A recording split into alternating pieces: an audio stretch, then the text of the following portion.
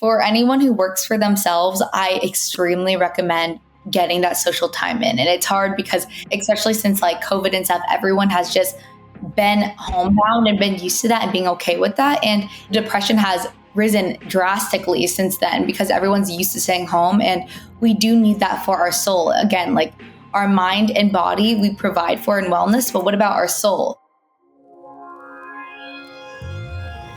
This is the Home of Health Span podcast, where we profile health and wellness role models, sharing their stories and the tools, practices, and routines they use to live a lively life. Jadyn, hello. Andrew, thank you for having me. I'm really excited to talk about all things wellness today. I am excited to speak with you as well. It's been a long time coming. I've certainly been following your content. We've caught up, but I'm really excited to have you on the show because I think you do such a good job thinking about it across the entire spectrum and truly model what not just theoretically living a healthy life can look like, but actually what it means to do it.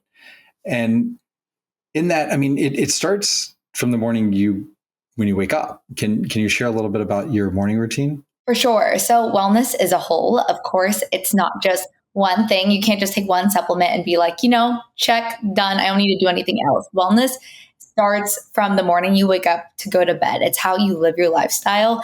And honestly, I always say this, but your morning routine starts with your night routine. That's where everything really is connected. So even for my morning routine, like today, I got up, I started my morning on a positive note, and I feel like society has so much pressure on us to win, win, win. And of course, we want to achieve our goals and we want to get to the place of success that we want to be. But at the same time, we want to get the most out of our life.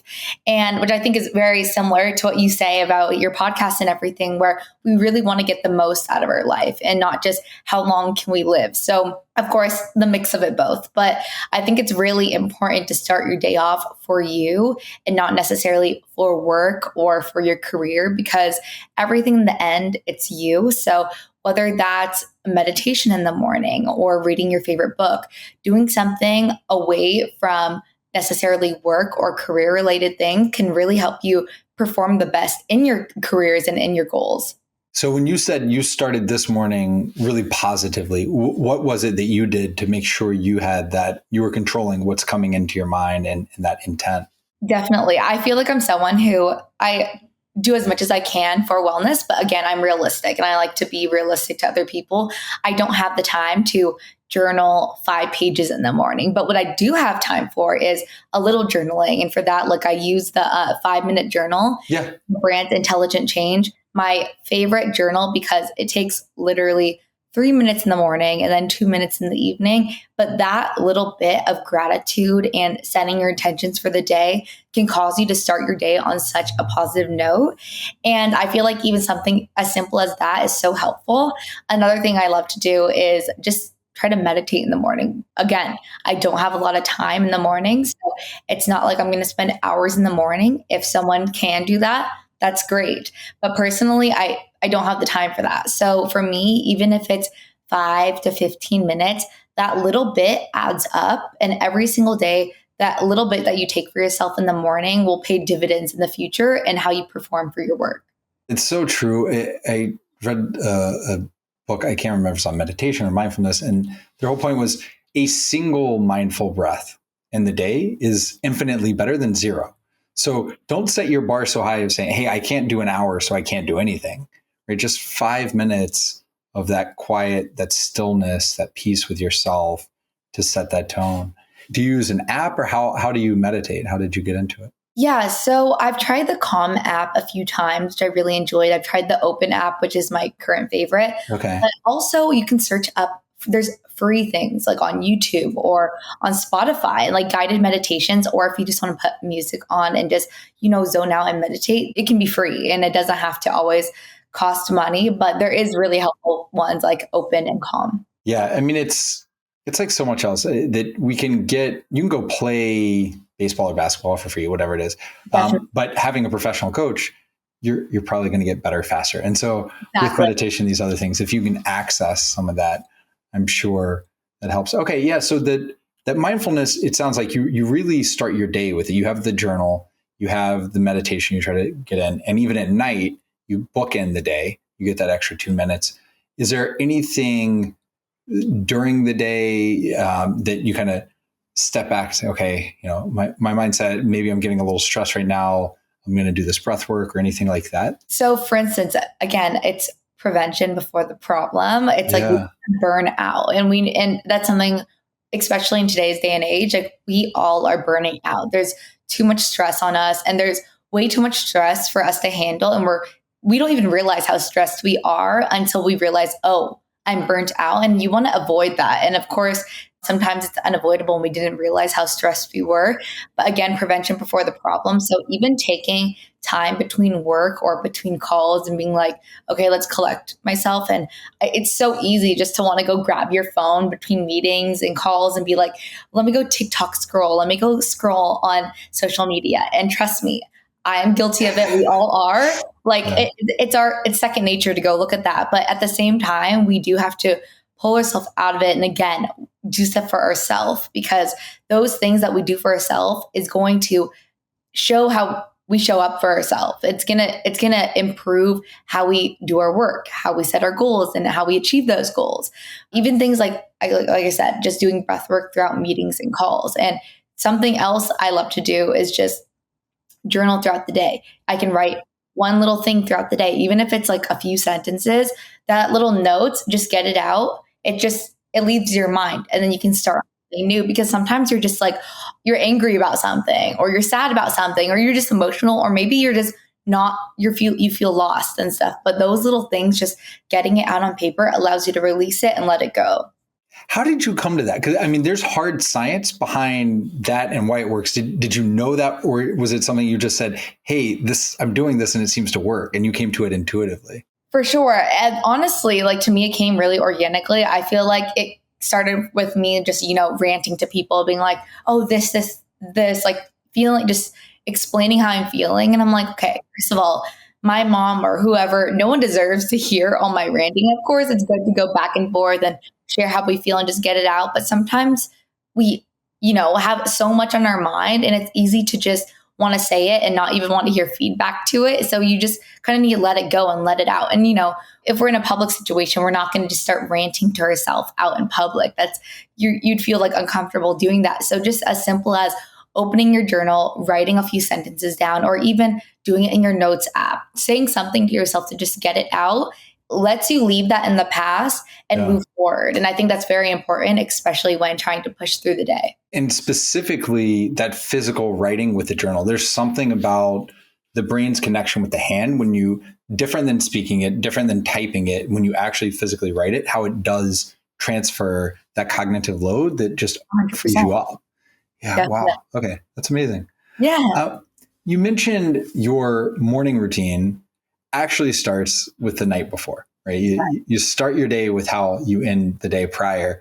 How do you think about sleep and prioritize that in your own life? So when I say that to people, some people are very much caught up in being like, what do you mean by that? But if you think about this, if you're going to bed at 3 a.m. and, eating in bed and watching TV all night long and scrolling on your phone and all the blue light to your eyes, you're going to wake up not feeling good. So you can't perform your best for your morning routine. And that ends in not having the most productive, successful, and getting the most out of your day for yourself. So again, everything starts with your night routine. And for me personally, I like to go to bed early. And of course, we have those nights where, we go out with some people, and, it's all about balance. It's all about balance. So you do not need those days in your life, but it's really important for the majority of your time, 80-20, the majority of your time to have that steady and really organize night and morning routines, because that is what's going to help you perform the best. So even if that's going to bed at 10 o'clock, 8 o'clock, 9 o'clock, whatever that is, going to bed at a time that's going to suit you and do the best for you, it's really easy to fall into temptation and just start scrolling or watching TV. But if you really just be strict on yourself with that, you are going to feel so good and realize, gosh, going to bed early and having that night routine feels better than staying up and getting that temporary happiness of watching TV. Yeah. And you pay for it so much the next day. Definitely. So for you personally, I mean, what is your consistent time? So maybe you have the night with friends that you break from it, but that 80%, what is your kind of time in bed? Totally. So I personally, and I work for myself, so I am a little more flexible with my schedule, and I end work around like 5 to 6. But then I always try to start winding down for the day around like 6:30, which is very early, I know, but it's just getting wind down for the day, whether that's starting to cook dinner or I've already eaten dinner, and then around I try to eat around like be done eating around 2 to 3 hours before bed, so I'm not full and feeling that negative effects later. But I do try to eat around like 5 to 6, and then after that I'll kind of have my night. Of course, it's all about being realistic, so I will watch some TV. I'll call my mom, catch up with friends and stuff, and use that time. But again, it's really important to start to wind down, because that's what our bodies are meant to do, is go, our cortisol and everything. We need to start winding down. And I really like to just pick up a book for a few minutes after watching TV. And that really, once you're done with any blue light, yeah, again, it's like your body actually begins to rest, because when even if we're tired and watching TV or on our phones, our body is still pushing to stay awake. Even if we feel awake, it's time for us to actually start resting and go to bed and allow us to rest. But even as simple as turning off the TV after a little bit, turning off my phone, getting to bed early. And that could be, for me, it's usually around like 9 to 9:30 and stuff. I feel like it's like a good time. And then for me, I feel like I'm someone who needs a lot of sleep, especially for my hormones. And I feel like for me, I will get 9 to 10 hours of sleep, which is quite a lot for me. But honestly, I feel the best and I work the best with that amount of sleep. So just timing out right. And again, I wake up perfectly happy and energized, and my cortisol is good in the morning when I started it with my night routine good. Yeah. And do you track your sleep at all? Do you use any of the trackers? I have. I honestly felt like just being able to look at the time and really know the time I go to sleep is the best. But again, there's really good trackers to track your sleep throughout the night. Something I am investing in, because I'm like, I need to try and get this. But the Aura ring, I've heard it's great. So I think I was going to order it this week. I'm like, I keep hearing really great things about it. But I heard the Aura ring is really good for your sleep and being able to track it. But currently I'm not using a sleep tracker. Have you tried anything that's made a difference in your sleep, whether it's like wearing an eye mask or certain kinds of sheets? Some people sleep hotter or colder, or even sleep supplements. Have you used any of those? Definitely. So I feel like it's really important to sleep not very hot with too many blankets and everything, and, setting the temperature right, and, sleeping in a cooler state.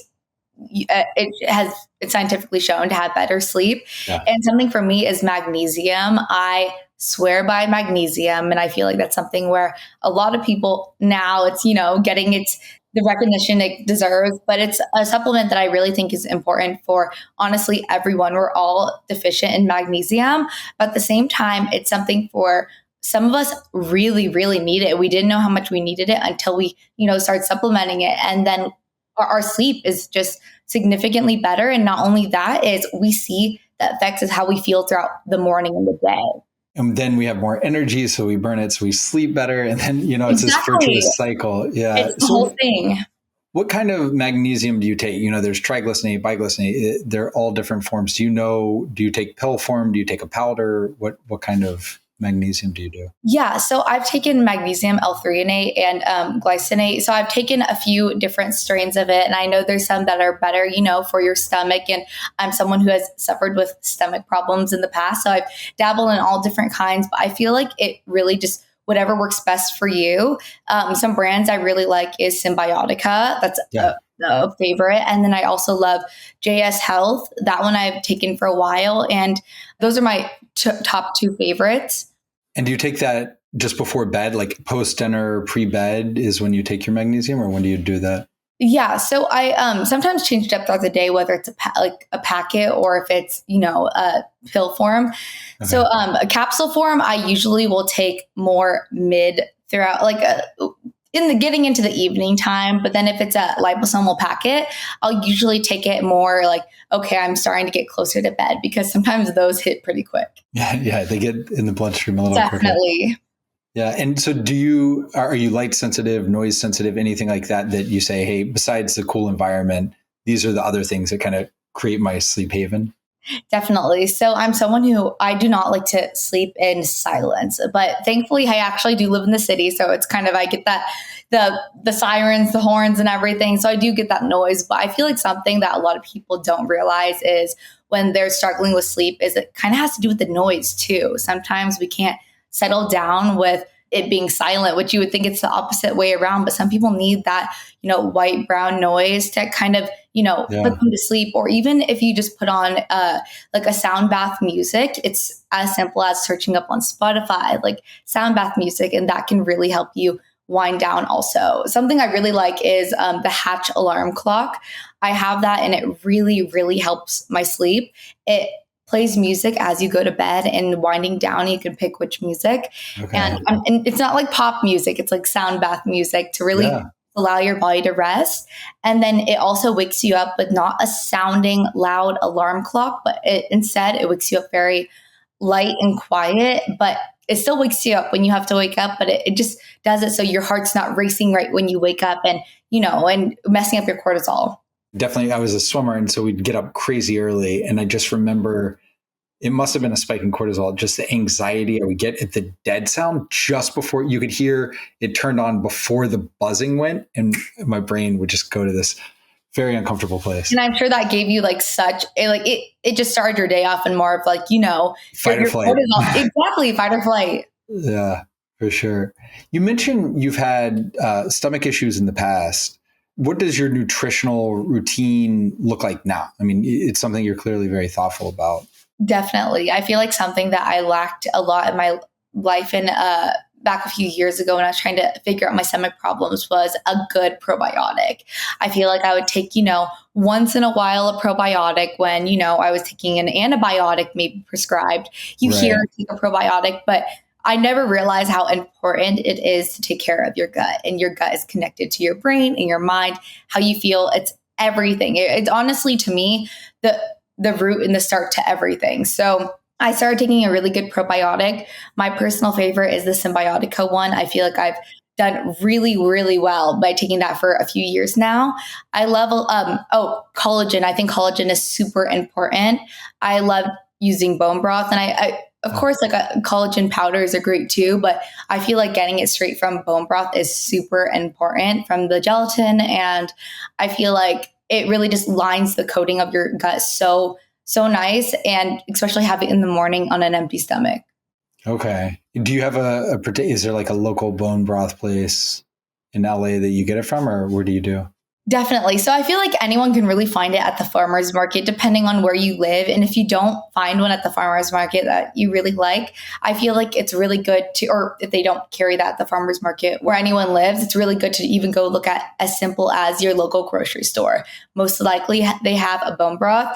Typically, I like to buy it from a glass jar, but if not, then you can buy it from the cartons and stuff, and they're usually on the shelf and stuff. But it's really important to incorporate bone broth, especially if you're someone who's struggling with gut issues. Is that the first thing in the day you consume? You said on an empty stomach. So is that, you talked about your journaling and meditative start to the day. What about the nutrition start to the day and kind of routine through?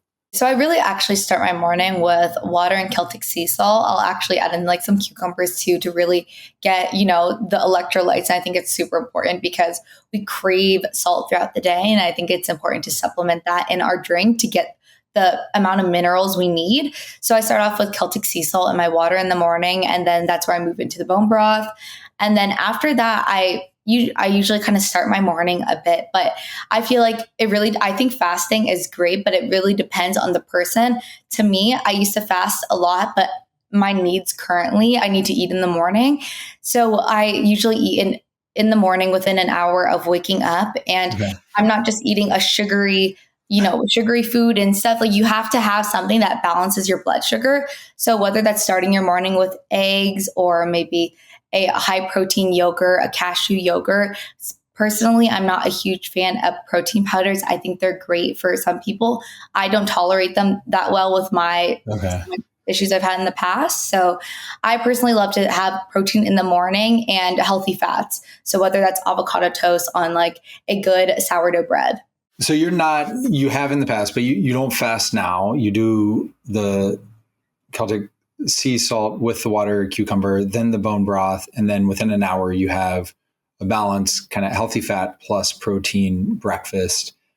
Is there any snacking, or do you wait until lunch? And then what does lunch look like? Usually I will wait until lunch, rather than snacking. So I really get that, that meal for the day. And I feel like for lunch, that's the time where everyone's, working and they're trying to, be successful and try to get as much as you can done. So it's not great to have a very heavy food, but don't get me wrong, we all do it.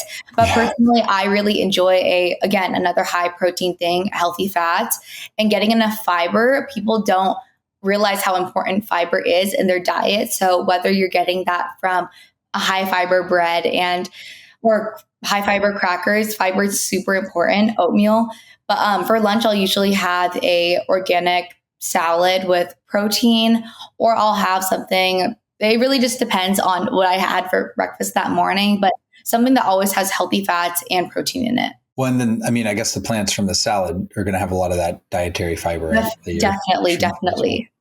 Do you snack before dinner, or do you typically keep it to the meals? Before dinner, I usually do get a snack like midday. And with that being usually a matcha with a nut milk, I'll usually get like a choice of like almond, or I'll do like a coconut milk with a matcha. And I think not having caffeine too late in the day is very important. And this at least is something that matcha has a different effect to the body when being caffeine. So I feel like matcha is a really great way to get some sort of, being able to finish off the day strong, but without getting, that spike of caffeine. Yeah. I see a lot of people having energy drinks throughout like 3 p.m. I'm like, what are you doing? Like, this is not this is not what you're supposed to do. So I feel like it's very destructive on the body to have something such as an energy drink halfway through the day. But I really do like to have a little healthy snack, whether that's cucumbers with like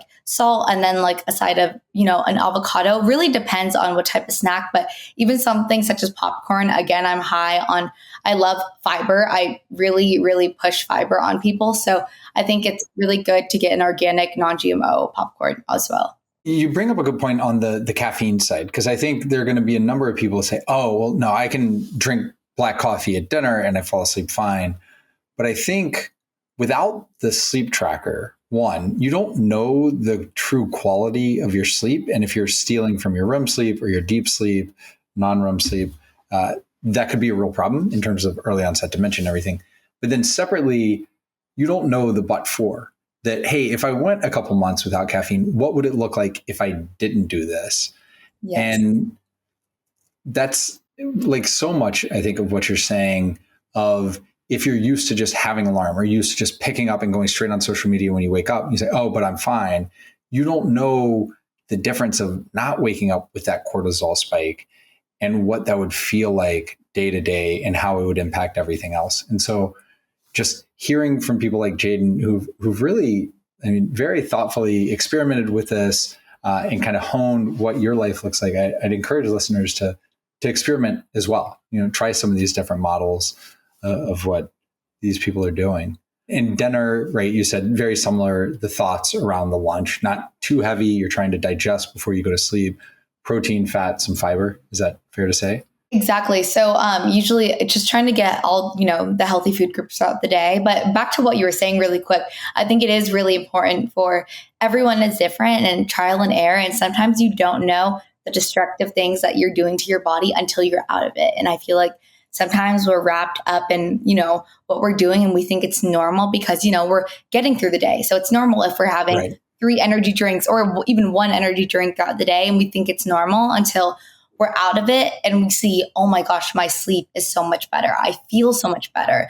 I'm actually more awake without the energy drinks because I'm getting enough sleep throughout the day. But I really think it's important to get back onto the food groups, getting enough of protein, healthy fats, and fiber. And I mean, you sound incredibly thoughtful in how you balance out those different food groups. And certainly you're not supplementing with protein powders, but you do have the magnesium. Are there other, you have the probiotic, the magnesium, are there other supplements that you say, hey, I notice I need more of X, Y, or Z? Definitely. I feel like this is a supplement where not everyone knows of it, but it's for women's health. Usually depending on women's hormones and stuff, but personally, I find it really helpful is inositol. It helps the sugar in the body, and that is really helpful for women's hormones, whether that's for their periods, fertility. And another thing that I love taking is, again, like I'm very big on probiotics. I think a good probiotic, one that, they're usually it's a kind of expensive and it leans more expensive, but I promise you how you feel doctor bills are more. So I really have to say, like, buying a good supplement can help you so much and actually heal your gut. And also just like taking things that, again, it's trial and error, what makes you feel the best. If you do the math on a per day cost, right? And you say, okay, would this help me sleep better? How much would I pay for one good night's sleep, much less a year's good night's sleep? Or how much would I pay to have this much extra energy or be in this better mood throughout the day? And does it compound and carry over like that? The inositol? Inositol. Yeah. Inositol. So that is really helpful. And also with pairing that with, I really like the adrenal support from Symbiotica. That's really helpful also for women's health too. Again, like I feel like women's hormones is something that it's being brought more to light, which is really great. But we are all with the stress of society and our cortisol levels, I'm someone who runs with very imbalanced cortisol. And I feel like it's been so helpful to, use supplements that are actually going to help that, and not only do that in a supplement form, but really look back into what does my routines look like? Because if you have imbalanced cortisol, that's really going to affect, how you go throughout the day. Especially for women. I think it's important for men, but probably more so for women, getting that tested younger, right? Not waiting until you start seeing issues, but trying to figure out what that baseline is so that earlier you can see when things are going off to do that course correction. I agree. Like you said, doctor's bills are so much more expensive. The more we can be preventative and say, hey, I'm 17, I'm 18, I'm feeling great now. Let me know this is my baseline. So when things start to go awry, I know what my personal baseline should be that I'm trying to track back to. I completely agree. And I think it's, like you just said, so important to get that in the charts to kind of go back and know where your baseline is. Because, the minute we get into adulthood or later on in life, we are hit with so much, stress and, tragedy from things and circumstances in your life where it's unavoidable and you have nothing to do but to internalize that. So it's very important to know your baseline and how you feel so you can track back to that down again. I mean, you talked about at the beginning, right, being really disciplined, but I wouldn't say strict or rigid with your sleep routine so that you had the flexibility to be social and go see friends and do that. And, that's something I think people who are very thoughtful about their health and can get a bad name for, saying, oh, well, you're just sacrificing all joy. But that is part of health, is that whole social connection side. And it sounds like you deliberately carve that piece out. How do you think about how you create space for that in your day or your week or your month, that social connection piece? It's getting the most out of your life. And it's not always about being so strict on yourself. But again, it's like we want to feel good. If you are going out every night and drinking every night, you're going to not feel the best and you're not going to be able to perform the best throughout the day. So I think it's really important to, of course, have that balance, the 80-20. But at the same time, like personally, my form of joy and going out that, is not necessarily on my routine is kind of staying out with, I'll go out with my mom or go out with some friends and stuff. But I personally don't enjoy drinking. It's not just something that I personally like. But if someone does, it's totally okay in moderation. Yeah.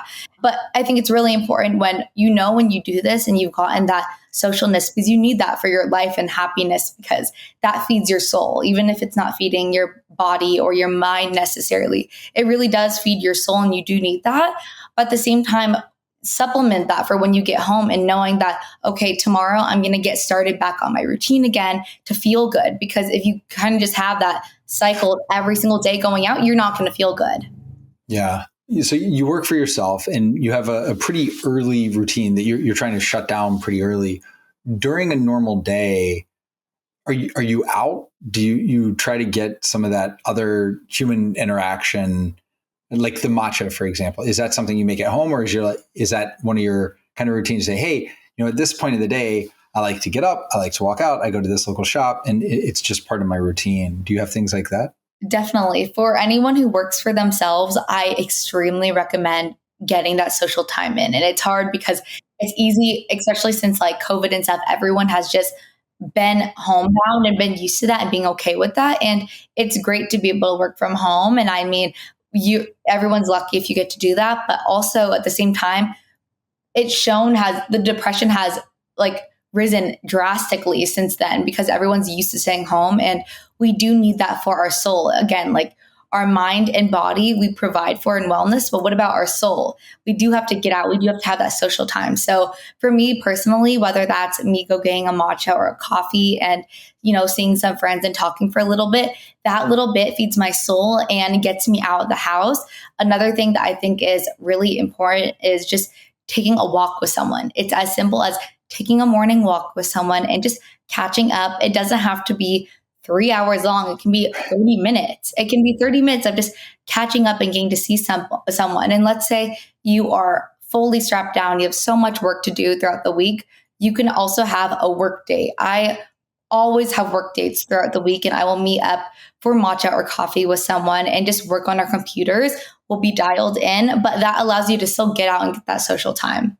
I haven't really thought about that side. So it's a way to still get the work you need to get done, but kind of create some forced social time because you're doing it alongside someone else. And do you have a set group of, hey, here are the 4 or 5 people I typically ask and say, hey, this is a really intense week. I need a couple hours to go work with you. Would you like to try this? How do you do that? Totally. So I think it's really important, of course, to reach out to your friends and stuff. But at the same time, it's good to reach out to people who are, acquaintances, because maybe you can contribute and you can learn from them and go back and forth. So again, like having a work date, whether that's you working on your computer or just sharing, ideas to each other, it's really good to sometimes reach out to someone that you haven't really connected yet or haven't taken the time to connect with yet, because you can learn something from them and they can learn something from you. Yeah. And not only that, it pushes you outside of your comfort zone, which is, again, really good for those who are home and working from home. You feel strapped down and, you're not leaving. So being able to put yourself out of your comfort zone is extremely important for social situations. Yeah, there's so much research on that too. It's always uncomfortable, and so you ask people on the front end, "Do you want to do this?" And they always say no. And then when they give them 2 different groups to go do it, and the group that does it, they're always happy they did. They're always happier than the other group, because it's always easier to just sit by yourself. That's easier, but that's not how life is lived. Exactly, and that's why I always say there's no excuses, even if you have so much work to do. And if you work from home from your computer, then go do it at a cafe with somebody. Like go at an hour to 2 hours just sitting at a cafe working, and there's no excuses. You have to just put yourself out there and do that. And for people like me who've not ever really done that, what is the response typically like? So how you're saying it's not always close friends. It sometimes an acquaintance. It can take me through an example of someone maybe that you didn't know super well you did this with. Yeah. So honestly, I'm very social. So I will go up to a cafe, even if I'm alone working at a cafe, and go up to someone and be like, hey, introduce myself, because you never know who they are and how you can help them, and not even work aside to connect on just a social set, like being just as a personal way, like, who are you? And like, I want to hear about you. And again, even being like, if you're in an Uber or in a car service, it's very easy to just go on your phone, but ask how their day is. You do need that social time, and, you'll probably never see them again, but you will leave, with an amazing story and getting to let them share about their life, and vice versa, and get to hear about them. But when it comes to working at a cafe, I really like to ask people personally who I'm not very close with. And I built some of my best relationships and friendships from doing that, because you have to take the first step sometimes. Yeah. Sometimes you want something, but you're a little too scared to say it. But you know what? Not everything is going to come to you. And sometimes you have to take initiative in that. We talk a lot, my co-founder, about serendipity, and it's a beautiful word. And at the same time, you can increase your surface area for more serendipitous interactions, right? You would have much less serendipity sitting in your house working on your computer than going to a cafe, and proactively going up and introducing yourself. And so you're just creating all these opportunities that expand your universe of serendipity. It's amazing. Definitely, definitely. Again, it's like we're very strapped down to work, and as great as work is, and we do want to be successful, but in order for us to not burn out and have that success and the life that we want to live and, be healthy, we have to have that soul feeding activities as well. Yeah, gotta create the time for it. Wow. Definitely. So you talked about one of the things you really like doing sometimes is the walks in the morning with other people, and it doesn't have to be a 3-hour walk or anything. For sure. What does your movement and fitness routine look like? How do you think about that part of your life? Totally. I am someone who loves walking. LA is not the most walkable city versus, New York or somewhere, but I do try to get my walking in. Even if I'm not necessarily walking outside every day, I will definitely walk on the treadmill, walk outside, and, wherever I am, just getting enough steps in throughout the day is extremely important, especially if you are someone who sits at home all day and is working from home or in an office job. It's so important to get moving around. Another thing I really like, aside from working out and movement and stuff, is compression socks. If you are someone who works from home, definitely invest in compression socks, or works from an office job. They're very great for circulation, and that's something I really recommend. But when it comes to movement, I think it's very important, like I said, to get steps in during the day. But not only that, is take some time to do some cardio or do some Pilates. I personally really like Pilates, and people kind of look past it, but it is actually a really great way to build muscle and to get a good sweat on. And then if I am wanting a little more sweat, then I can do some cardio and stuff. But really just having the balance and what time, what I'm feeling at that moment is usually the workouts I do. But I will do it a few times a week and, 30 minutes to an hour. Okay. So I hear a few times a week. So it's like 3 to 5 times range, but then every day you're getting some kind of movement with the walking. Definitely, definitely. A movement every day with walking for sure. I think that's important. And starting your morning off with movement is really important too. Okay. So tell me more about that if you don't mind. When you say start your morning off with movement, what does that look like? Totally. Sometimes working out is great in the evening too. But again, it's like we need to start letting our body wind down at that time and, not spike our cortisol levels. And that's time we're supposed to be, centering with ourselves and actually starting to get to rest.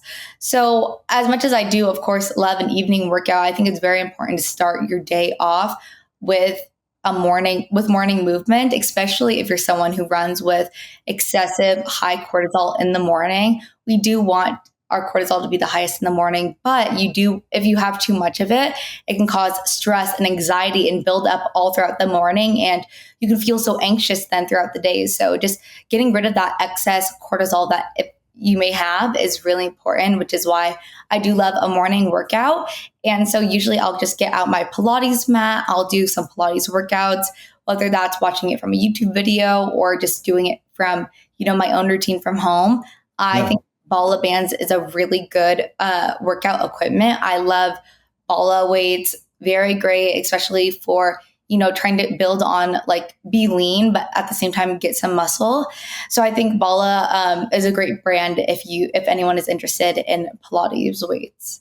Okay, that's really helpful. Jadyn, this has been fantastic. You've taken us on a real journey. May I ask, so much of this stuff, it has hard science behind each of the things you do. Did you study any of these things, or is it just you kind of experimented through your own life and found what worked for you? How have you come to what your life design is like now? Totally. So a few years ago, I feel like I knew what it felt like to be at my lowest and feel my lowest with my health, my mind, and my soul. And I feel like that's something where when you actually hit that rock bottom point, sometimes you do have to hit that again, like I say, prevention before the problem, but sometimes you do have to hit that rock bottom to actually realize I never want to be at that place again. And you want to feel good and you want to change your life. And again, we'll try to change our life and then we'll plummet back down again. But it's really important just to realize consistency over perfection is very important. So when I felt that bad with my mind, body, and soul, I realized I never want to feel that again. And I decided not to try to aim for perfection when going on this wellness journey, but trying to aim for consistency. So for me, I did just so much learning and reading and studying, whether that's books, reading about health and wellness, and reading online. I mean, there's so much now, especially with the form of social media and stuff. There's so much, and there's of course false information too, but there's a really good, I feel like wellness is getting a really good light right now, especially since, the time of lockdown, because everyone's trying to improve themselves and realize they don't want to feel what they felt like before. I mean, that's such a perfect way to close, that consistency over perfection. Definitely. It was at Voltaire, don't let perfect be the enemy of good. Definitely. And find what's good that you can stick with consistently. And that's what a great life is made out of. Definitely. I agree. Well, thank you so much, Jadyn. It was an absolute pleasure speaking with you. I can't thank you enough for sharing everything you did today.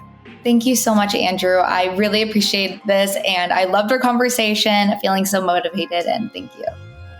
Thank you for joining us on today's episode of the Home of Healthspan podcast.